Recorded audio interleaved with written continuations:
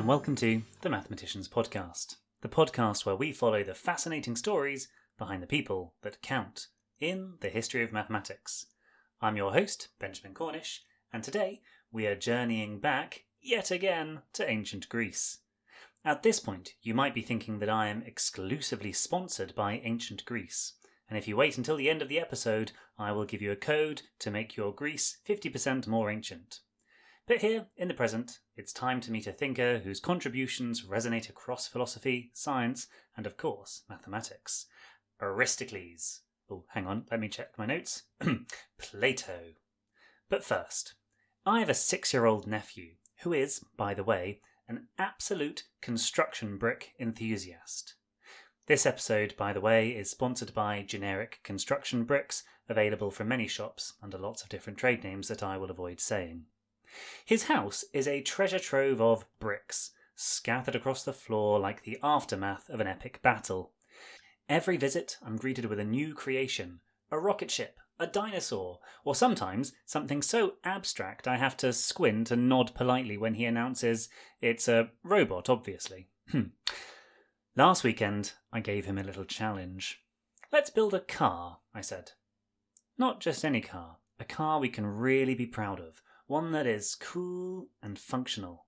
He lit up immediately, diving into his pile of bricks with the kind of enthusiasm only a 6-year-old can muster.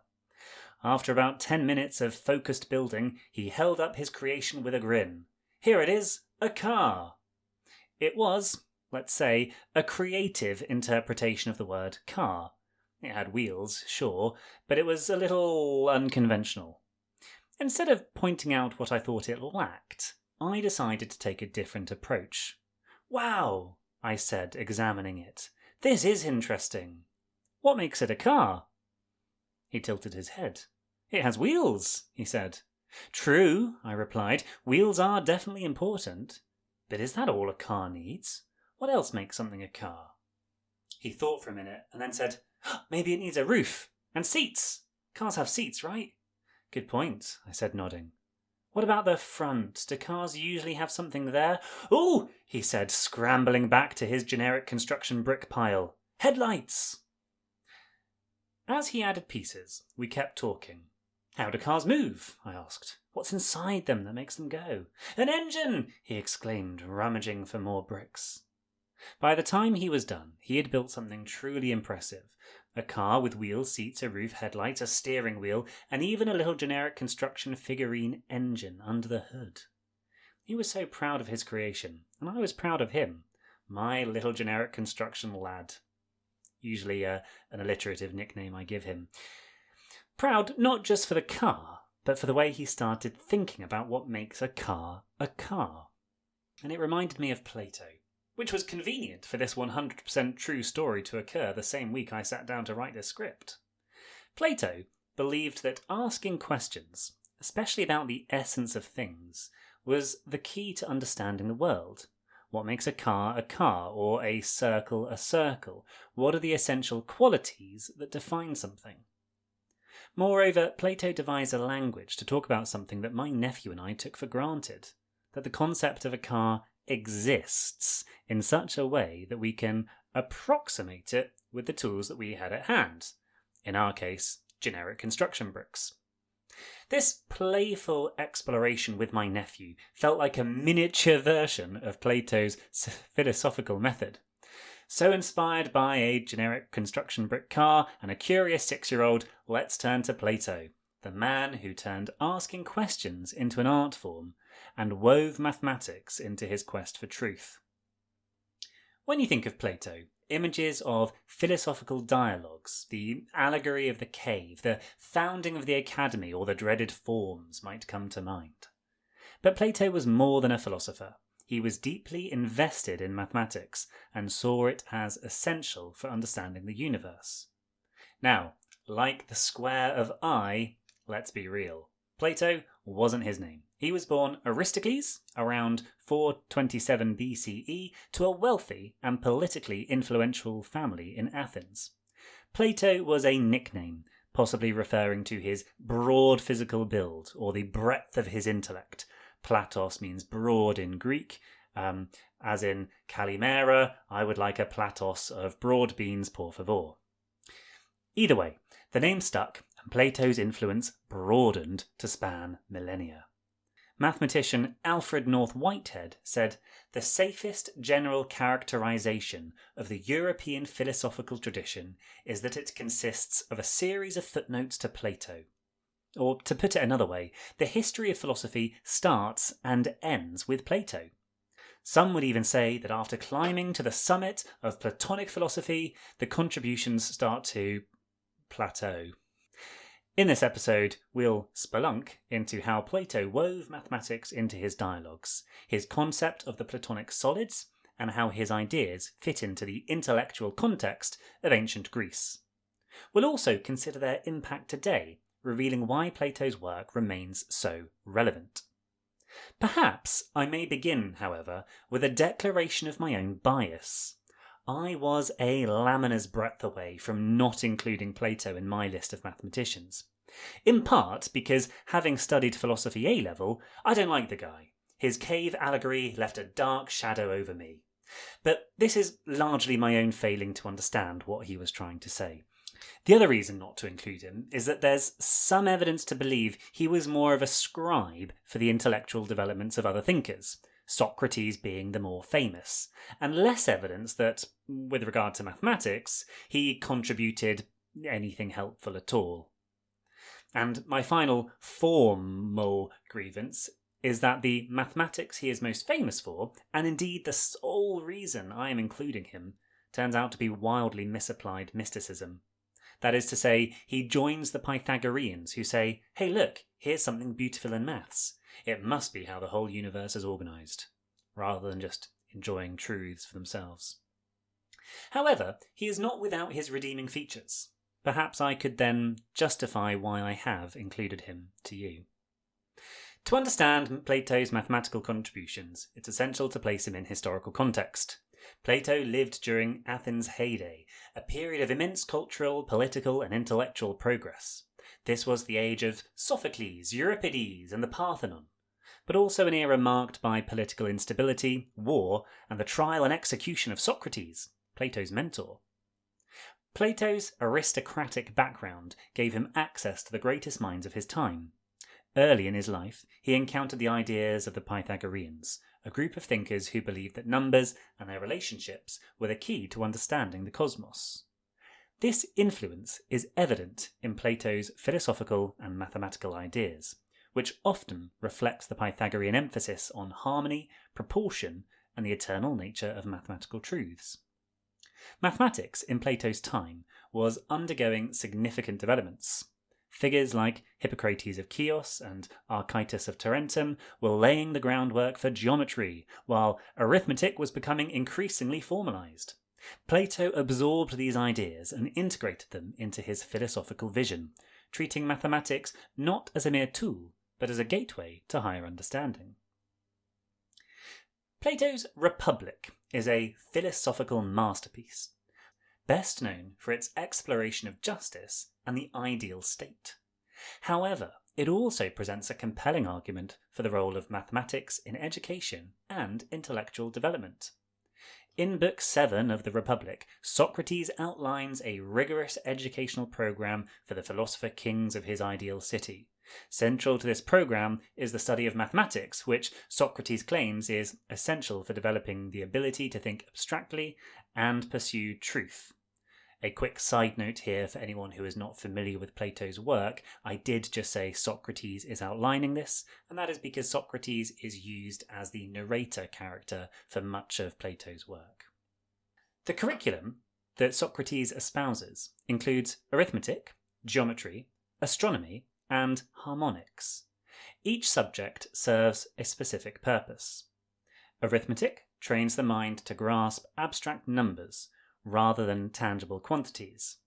Geometry teaches the principles of spatial relationships and eternal forms. Astronomy connects geometry to the heavens, showing the mathematical order of the cosmos.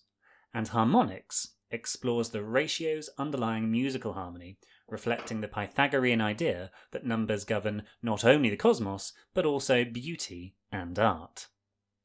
One of the most famous passages in the Republic is the allegory of the cave, which illustrates the process of education. In this metaphor, prisoners in a cave mistake shadows for reality until they are freed and gradually come to see the world as it truly is. For Plato, mathematics is a critical step in this journey, guiding the mind from the shadows of perception to the light of eternal truth. For this allegory, we could imagine the educational principle of circles, circle theory, and such like. But these circles are really just a single cross-section of a greater truth, spheres.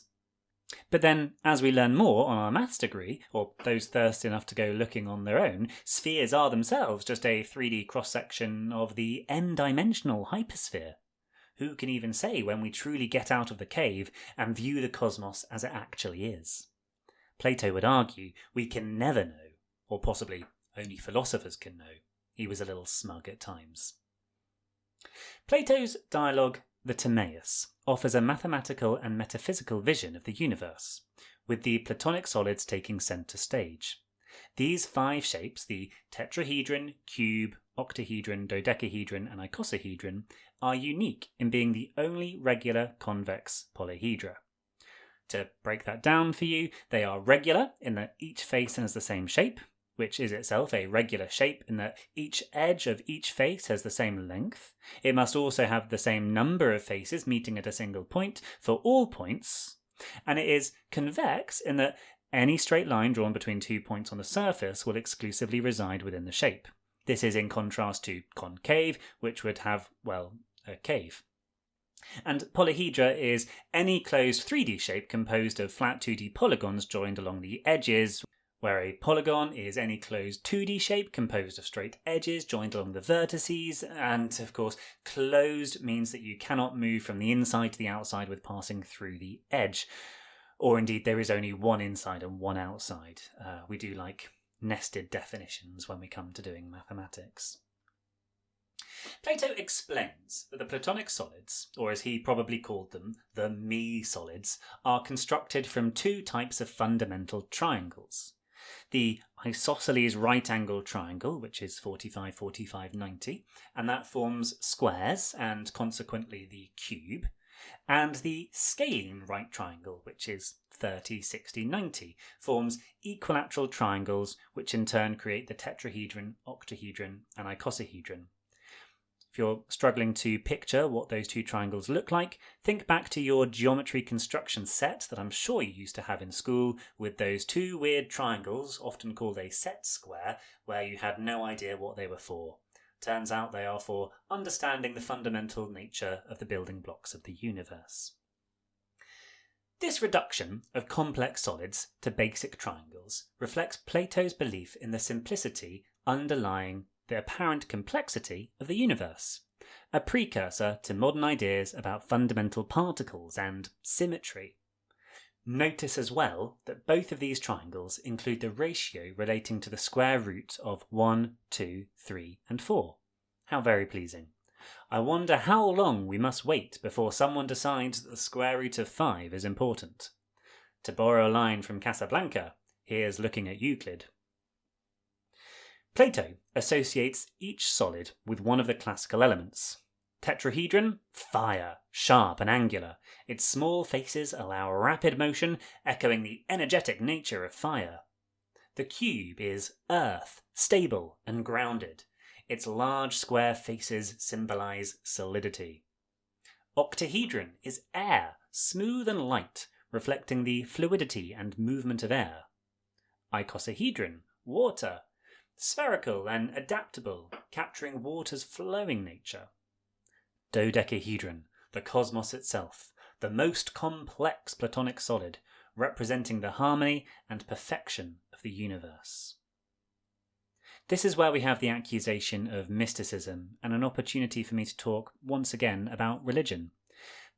Plato's vision of God was not that of an active creator who watches his beings with interest and cares whether or not they eat shellfish or cut their hair. Rather, Plato's God, the demiurge, was a creator that did things for aesthetic reasons, simply because it looked pretty. But crucially for mathematics, Whereas the Christian God had unrestrained power to create and determine the nature of creation, the value of pi, for instance, the demiurge could only create things in the image of the forms, and such that they could be contained within the vessel. In other words, he could only create that which is possible, and strove to create that which is pleasing.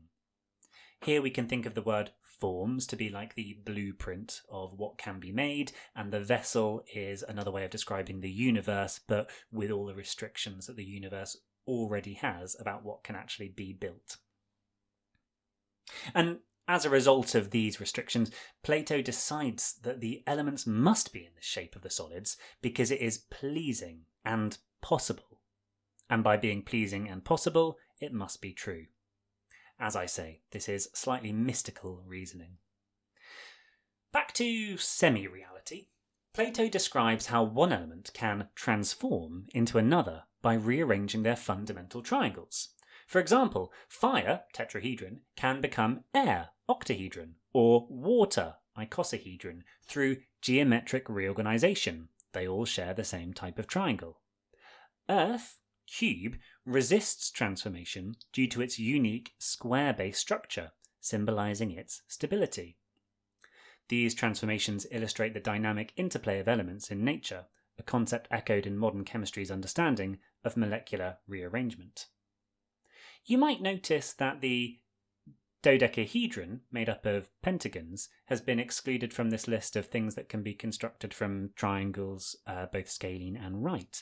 And this is because, being the cosmos itself, it takes a special place in the universe of Plato's triangles. The Platonic solids are found in fields ranging from crystallography to molecular biology. For instance, carbon molecules form icosahedral shapes in certain compounds. Crystals often exhibit symmetries based on these Platonic solids. In art and design, these shapes inspire everything from architecture to sculpture, showcasing their timeless appeal. But I feel it's safe to say the Platonic solids are interesting in that they are the only possible shapes fitting the definitions above. It's not that we need them in order to solve more complex problems. They are just beautiful in their own right. Some honourable mentions, however. The Euler characteristic, which is the number of vertices, subtract the number of edges, plus the number of faces for any convex polyhedra, will always equal 2. And this was first observed in Platonic solids. This invariant becomes a point of interest for modern topology, aiding the classification of surfaces and all polyhedra. While the Platonic solids are not fundamental, they are at least fun to use as a jumping-off point for this type of topological study.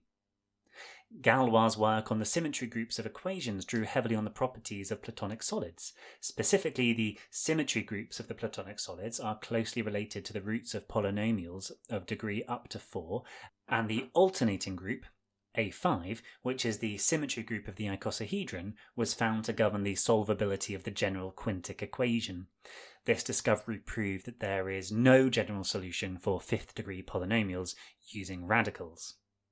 And of course, Johannes Kepler initially hypothesized that the distances between the planetary orbits could be explained by nesting the Platonic solids within each other. While this model turned out to be incorrect, the idea spurred Kepler's investigations that ultimately led to his laws of planetary motion. So, whilst these Platonic solids are not necessary for mathematical advances, or indeed widely useful in other areas, they serve as a focal point that helped inspire modern mathematicians to do amazing work. In the Meno, Plato used a simple geometry problem to explore the nature of knowledge. Socrates demonstrates that a slave boy with no prior mathematical training can solve the problem of doubling the area of a square through guided questioning. Perhaps you would allow me to give you an abridged version with me doing the voices. If this square is 2 feet on each side, how many square feet is it? 4. To double it, how many square feet should it be? 8. Can we double it by doubling the side lengths? No, that would make it 4 times as large. What could we say about the area of the triangle formed by finding the diagonal? Well, that would be half the area. Could you relate that to the area of the square we are attempting to draw? Well, it must be 1/4 of the square with double the area, so then 4 such triangles would form the new square, and therefore we can say that the diagonal of the original must be the side of the square with double area. Here we see a glimpse of what Socrates is famous for, leading people to understanding by asking questions which guide the way, but never simply telling someone the answer. This, by the way, is what we might call the Socratic method, teaching through questioning. This passage illustrates Plato's theory of anamnesis, the idea that learning is a process of recollection. According to Plato, the soul already possesses all knowledge, but requires the right stimuli to remember it. Mathematics, with its eternal and universal truths, is a prime example of this process. The slave's boy's ability to deduce the solution suggests that the mathematical knowledge is innate, already in his mind, transcending any individual's experience. Plato's integration of mathematics into his philosophy set the stage for later developments in the field. His emphasis on deductive reasoning and the search for eternal truths influenced Euclid, whose Elements systematized Greek geometry. Plato's Academy also played a crucial role in advancing mathematics. Its motto, "Let no one ignorant of geometry enter here," underscores the importance of mathematics in his educational philosophy. The Academy became a hub for mathematical innovation, attracting figures like Eudoxus of Cnidus, who developed the mathematical method of exhaustion, a precursor to integral calculus. In fact, many of the next heroes of the next few episodes were all members of Plato's Academy. Plato's vision of a mathematically ordered universe continues to inspire. In physics, mathematics remains the language of the cosmos, from the equations of general relativity to the symmetries of quantum mechanics. In fact, now might be a good time to take stock of where we've been on our journey so far through the history of mathematics. We started with aims way back in ancient history and then jumped readily up to Thales of Miletus. We've now gone through Pythagoras, Zeno, Oenopides, Hippocrates, Hippias, Theodorus, Democritus and Archytas, landing on Plato. This period of history is sometimes referred to as the Age of Heroes, because these characters often came on their own, or maybe just them and their student, in far-flung parts of the Hellenic world. There wasn't an organised school that would teach them all the same type of mathematics. The Pythagoreans here are a bit of an outlier, as they did form their own school, all following the work of Pythagoras, but these characters can still be thought of as discrete and individual units. Coming up to Plato, then, we see a small turning point in the history of mathematics as we turn into the Age of the Academy, as so many of the future mathematicians we'll be discussing have either come from the Academy or were directly influenced by members of the Academy. This is where we start to see more formalised education, and the history of mathematics is going to speed up exponentially. Or for us, it's actually going to slow down as it now takes us longer to get through any particular century, as there are more mathematicians who lived in that time. But let's carry on with Plato. Plato's vision of a mathematically ordered universe continues to inspire. In physics, mathematics remains the language of the cosmos, from the equations of general relativity to the symmetries of quantum mechanics. In education, Plato's belief in the transformative power of mathematics shapes how we teach the subject, emphasizing its role in developing critical thinking and problem-solving skills. The Platonic solids, meanwhile, remain a source of fascination. They appear not only in scientific models, but also in art, architecture, design, symbolizing the intersection of beauty and logic. And that's all for today's episode of the Mathematicians Podcast. We've explored Plato's life, his works, and his enduring contributions to mathematics. If you've enjoyed this, then I'm sure you would love to hear what happens next week. So hit the subscribe button and I will drop an episode straight into your playlist.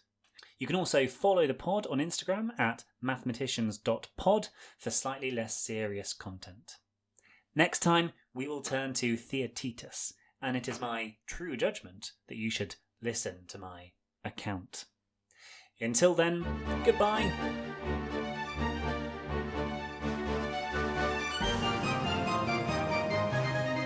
The music today is Danse Macabre Finale by Kevin MacLeod. You can find more information in the show notes.